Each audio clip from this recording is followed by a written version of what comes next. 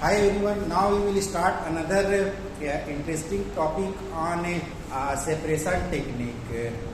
So that is a ion exchange chromatography, and this is also example of a advanced separation technique or a chromatographic technique that is used for separation of the molecules which we convert into ions.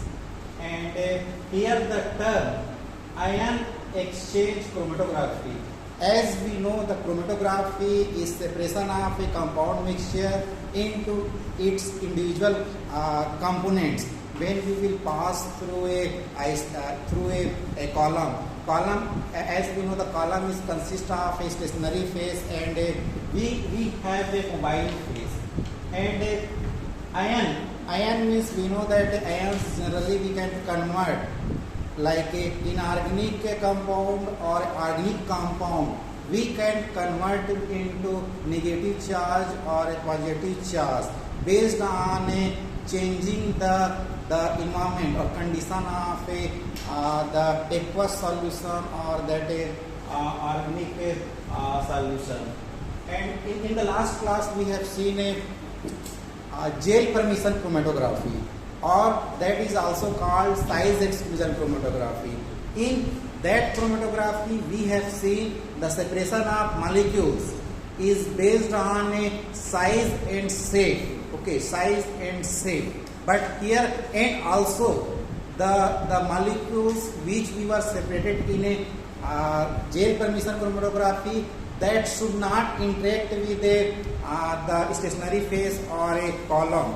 In that chromatography, the molecules pass through the pore of a stationary phase. But the case is opposite in a ion exchange chromatography. So here we can see it is used for separation of a charged molecules. Okay, charged molecules, you know, the molecules may be negatively charged or a positively charged. The stationary phase is a ion exchange regime. Okay, so here this one is very important. The stationary phase, and so we know that in chromatography the molecules, okay, have affinity with the stationary phase, and based on that affinity the molecules separated one by one from the column.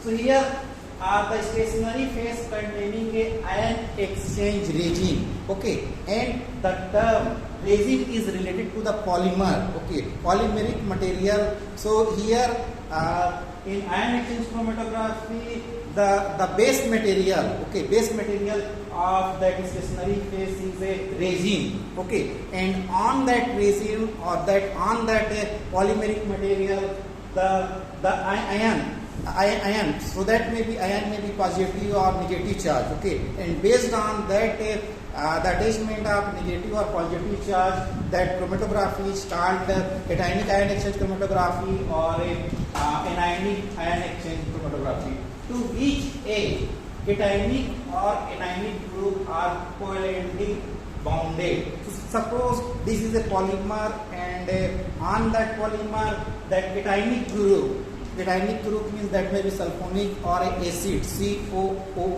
minus. Okay, so that cationic or anionic. Okay, so anionic example is a sulfonic or a sulfonic group or acid group, and cationic means ammonium group. Okay, so the ammonium group will attach. So here the term, this one is very important. So this cation or anionic group attached to the resin, covalently bonded. So you know that covalently bonded is very strong bond. So the group that are attached to the resin or stationary phase is very strong. Okay, then ions of opposite charge, okay, counter ions in the mobile phase will be attracted to the resin and they compete with the components of the mixture for the charge group of the resin. So here we can so this is a resin material. Okay, resin material, and here we can see the anion exchange regime only anions can be attracted. So here we should know we have two types of a ion exchange chromatography. One is a cation exchange chromatography and another one is a anion exchange chromatography. Okay, so if you will talk anion exchange regime, so here are that anions negatively charged molecules from the sample will interact. Okay, it will interact, so it should have positive charge. Okay, so for separation of anions from the solution, so anion exchange chromatography means that resin will that resin will separate anions. Okay, anions from the solution, and the resin should have a positive charge. Because if it will have a positive charge, then only the negative charge will interact and the negatively charged anions will get separated from the column. And here another term is a counter ion. Okay, you should know what do you mean by counter ion. So you know that in chemistry this term is a very always coming. Okay, counter ion. So like suppose this we have a positive charge, and for the stabilization of the positively charged. So this is a anion exchange chromatography, and that containing a positively charged on their surface, and it should be stabilized with the anions. Okay, suppose this is a like this is an ammonium ion. So this will be the here we have some anions like chloride. Okay, like chloride, and when the anions from the samples will here the chloride that stabilize the resin will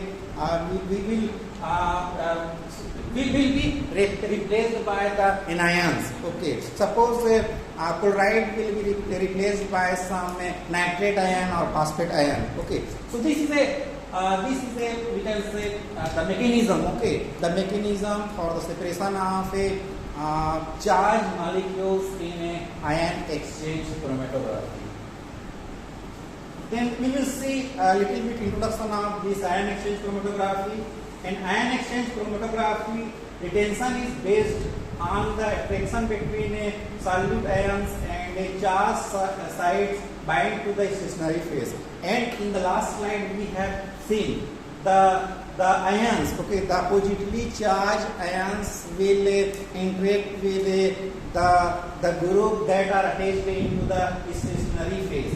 Columns used for ion exchange chromatography, and this resin which containing a different functional group, okay, will pack them into the column. So suppose this is maybe we can suppose two column, and inside we can put resin that containing a positively charged or negatively charged. Okay, and we have seen that the groups which are responsible for exchange of ions are covalently bound to the resin. An ion exchange contains bound positive group. So you should know anion exchange. Okay, if you will tell the anion exchanger. Okay, so an anion exchanger will contain a positive group. Okay, on its surface on a exchanger to exchange the negative ions from the solution, where the cation exchanger contain a or bound a negative group. Okay, so here the summary of this ion exchange chromatography is the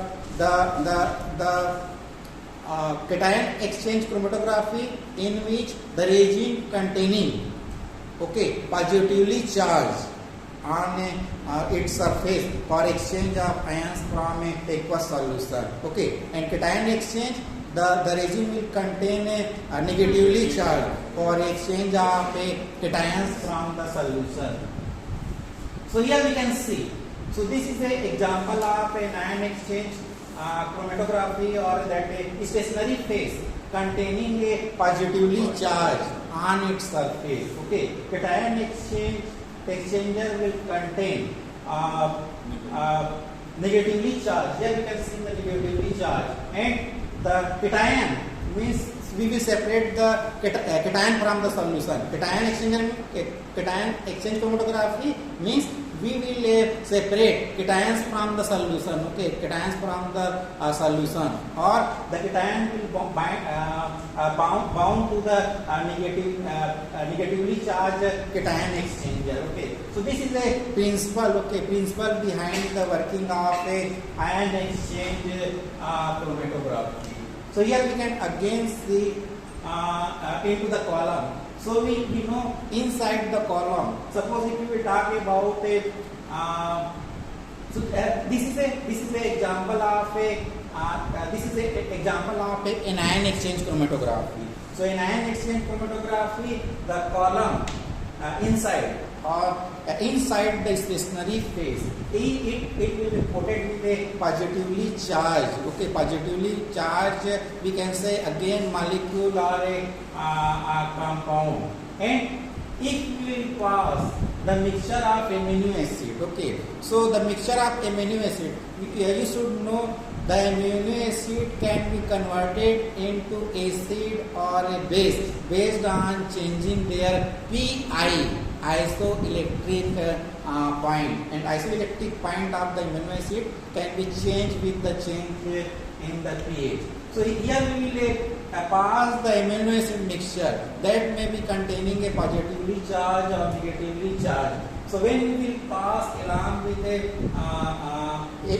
a mobile phase, and generally we will use buffer solution as a mobile phase, and here we can see the cation group that attached to the resin will bind with the negative charge, and other the ions like positively charged, it will be repelled out from the column without any interaction. So in this way, this anion exchange chromatography works for the separation of a negatively charged molecules.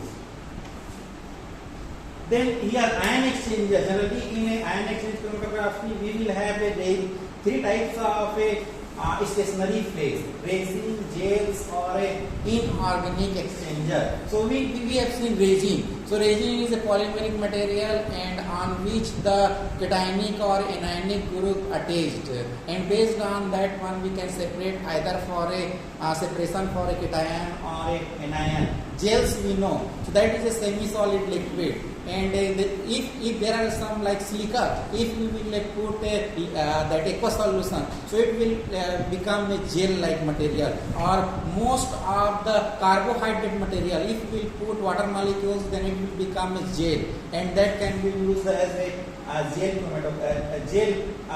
instead of resin. And we have a inorganic exchanger. Okay, inorganic exchanger. We know that there are several inorganic materials that can be used for a inorganic exchanger for separation of a different molecules. Then here we will classify the ion exchange regime. So we have the strongly acidic cation exchanger, weakly acidic cation exchanger, then strongly basic anion exchanger, and weakly. So we can classify, okay, this type of exchanger. Generally, so we know in the nature there are different ions, okay, like nitrate, sulfate, phosphate, okay, so they have a different affinity, okay, some maybe will have a weak, some will have a strong, and based on that one we will use this cation exchanger. So if we will talk about a strongly acidic cation exchanger, so example is a sulfonic acid, SO3H, okay, SO3H group attached to the string or divinyl benzene copolymer. So these are a resin, okay, on which this strongly acidic cation exchanger attached. Then we have a weakly acidic cation exchanger like a carboxylic acid. So carboxylic acid is an example of a weakly acidic cation exchanger. And here similarly, that acidic group attached to this acrylic or divinyl benzene copolymer. Then we have a strongly basic anion exchanger. Example is a quaternary ammonium group like a CTAB, cetyl triethyl ammonium bromide. Okay, again attached with either a styrene or a divinyl benzene copolymer. Then finally we have a weakly basic anion exchanger. So that is a polyalkyl amine group attached to the again the same regime. So these are the different regime material, okay, that are used for separation of a different types of anion or a cation, okay, from a aqueous solution. Okay, so here these are these are the broad classification of a different resin material. So if we are talking about strongly acidic cation exchanger, okay, so sulfuric acid attached to the styrene divinyl benzene, and these are the functional group that are attached over this strongly acidic cation exchanger. And that commercial name is Amberlite IR120. So we can buy from the market that ion exchange, and we can use for our application for the separation of different ions. Okay, and selectivity. So these are the selectivity. So this will be more selective towards, so that is a decreasing. Okay, so if we can say it is a more selective to the silver, followed by rubidium, cesium, and followed by more iron. And this can work up to 150 centigrade, and the temperature is very important. So there are different commercially available ion exchange regime, and we can separate different. So like if you are talking about a strongly basic anion exchanger, so it containing ammonium group, and these are the selectivity, or we can say first this will be bind strongly with the your exchanger, and then these molecules will be separated based on this selectivity from this type of ion exchange group. Then we have some notes about this ion exchanger. Okay, so sulfonate group of strongly acidic resin remain ionized in a strongly acidic condition. So if we are using a sulfonate ion exchanger, so that can work under highly acidic condition. Okay, because sometimes we will prepare our solution in a acidic condition.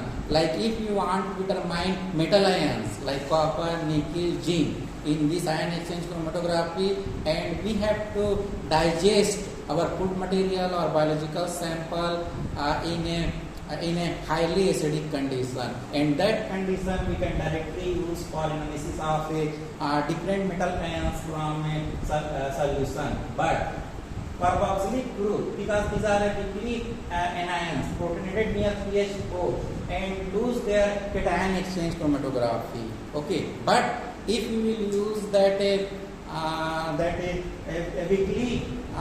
weakly cationic like anionic exchanger, then it will not work under pH 4. Okay, because that one have a lose the power of a exchange capacity, and the exchange capacity is very important. Okay, then another one is a strongly basic quaternary ammonia group remain cationic at all pH. So this is the advantage of using this quaternary ammonium group. You can understand. So we can work.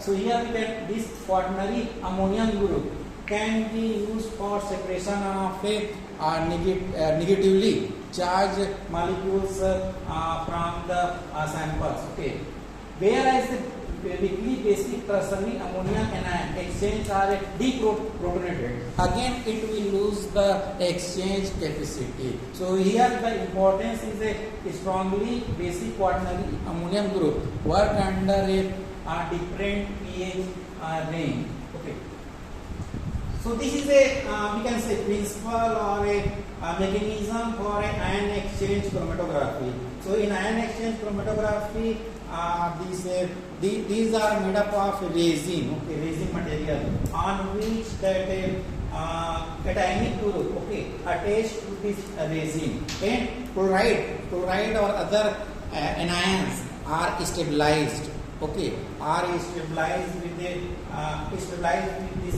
cationic group, and that are called quantum ion. Quantum ion is used to make the system neutral, okay.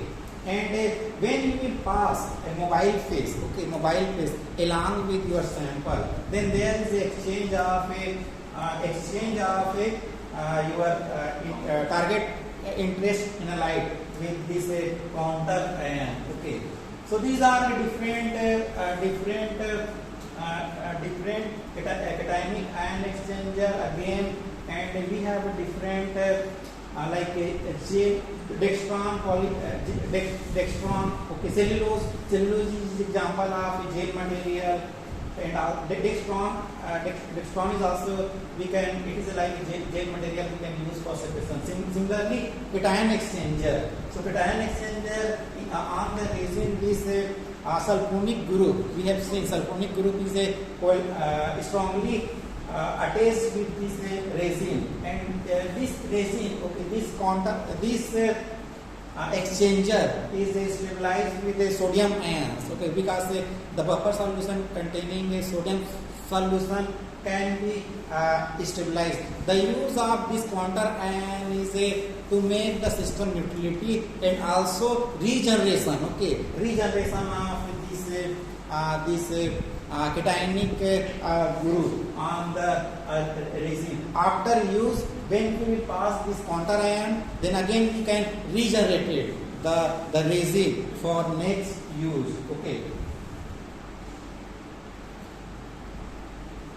Then cellulose and dextran ion exchanger, which are polymer of the sugar glucose, possess a large pore size and a lower charge density. So in the gel permeation chromatography, we can also use polymer of sugar and glucose. But in the gel permeation chromatography, these polymers should not contain a negatively charged, okay. But here it should contain a negatively charged for a exchange of ions, okay.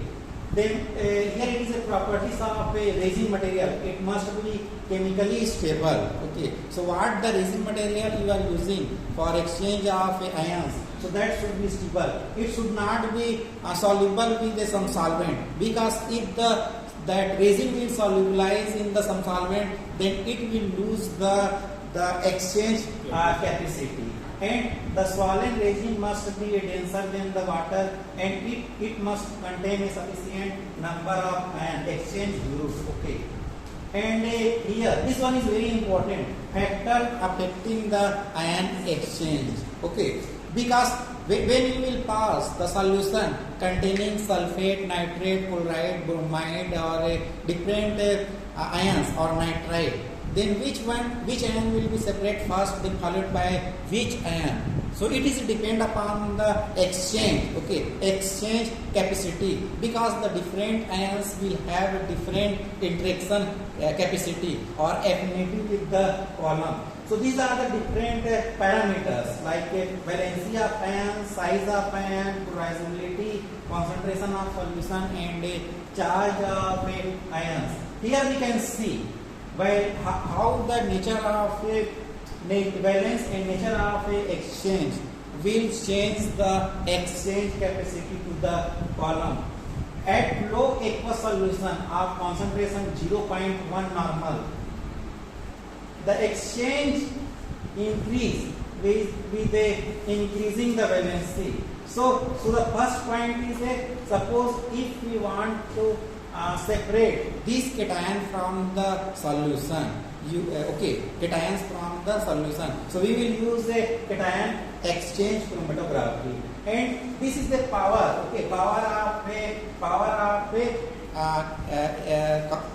of exchanging. So this thorium having a higher interaction with the column, followed by the aluminium, 3, calcium, and sodium. So this is the first point. Second point is under the similar condition and constant valence, when the valency is same, then the exchange, okay, this point is very important. The exchange decrease with the size of a hydrated cation. So this is a more, the size of a hydrated ion is, this is a more. So it will be, we can say decrease. Okay, so as the hydrated ion will, if the size of the hydrated ion is a decrease, so it is have a lower mobility to reach the cation. So this is a trends for a exchange decrease with the size of a hydrated cation. The next case is in case of divalent ions, the ionic size is a important factor, and incomplete dissociation of salt plays a important part. So we can know. So here we can see. So if because all the compounds are in a ionic form, okay. So for the exchange of the ions, it should be totally hydrolyzed. So this is a decrease, okay, decrease in the decrease. So here in case of divalent, ionic size is an important factor, but the incomplete dissociation of salt plays a important role. So this is a decrease, okay, decrease in the trends for a ion exchange. Okay. Then we have a strongly basic anion exchange regime. Okay, univalent anions to behave similar to a univalent cation. So this is a the exchange capacity in a here we will have an anion exchange chromatography. So these are the different trends for the capacity of a ion exchange with a cation exchange chromatography or anion exchange chromatography. Okay.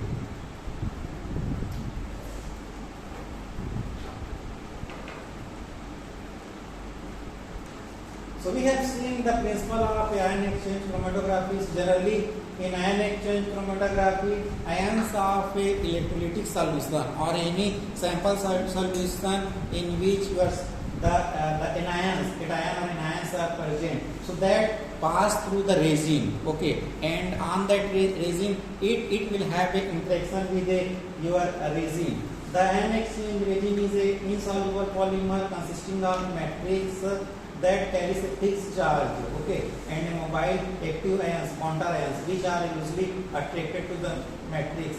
In water, the counter ions move more or less freely in a framework and can be replaced by ions of the same charge present in the surrounding solution. So here we can understand. So here ion exchange can be manually, okay. We can manually separate our anions or cations from the solution, or we have also ion exchange chromatography. We have a automated ion exchange chromatography also, okay. Or we can manually, if we will, and this manually is used for separation of a large, suppose if you want to separate sodium or calcium, because in water we have large amount of calcium, okay, and if you want to separate calcium in large amount or any metal ion, so we can do this type of a manual chromatography. We will buy some exchange. If you want to separate a cation positively charged, so we will buy cation ion exchanger and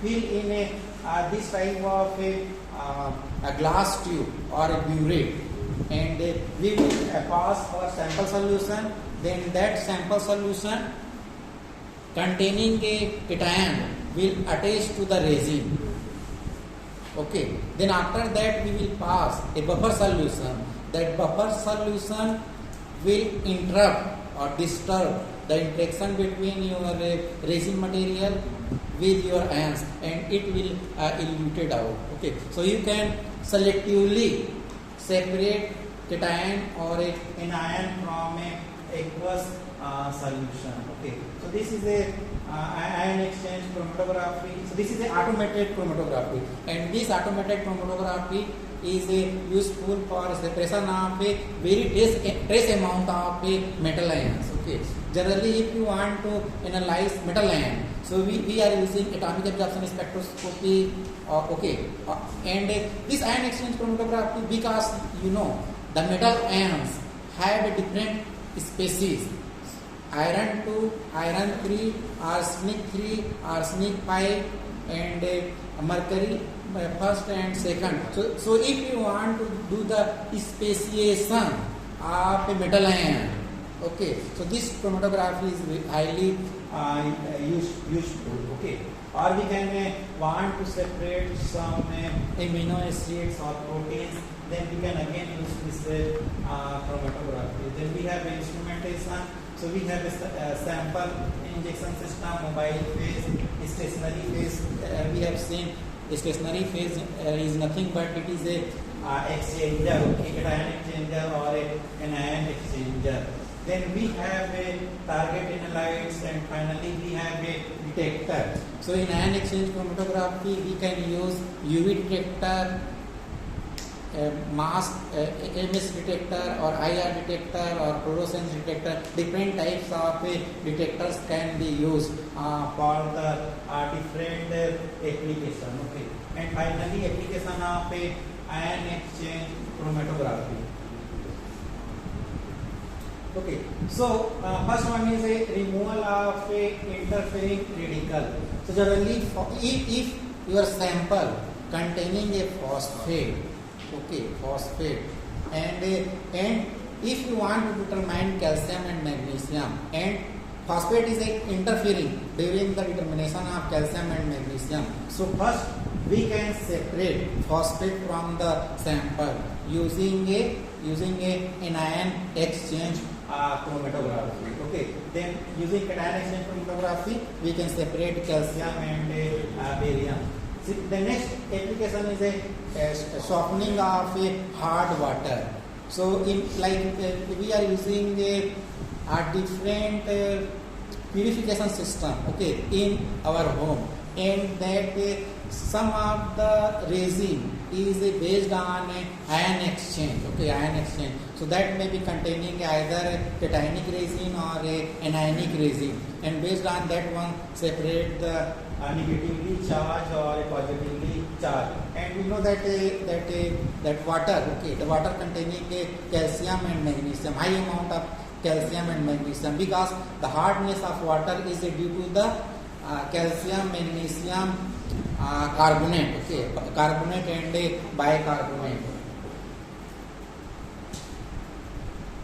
Then so we can in the previous slide we can separate calcium, magnesium, sodium from a solution, or we can separate chloride, nitrate, sulfate using an ion exchange chromatography, okay, or we can also separate sugar molecules. And again we can use for separation of biomolecules, amino acid.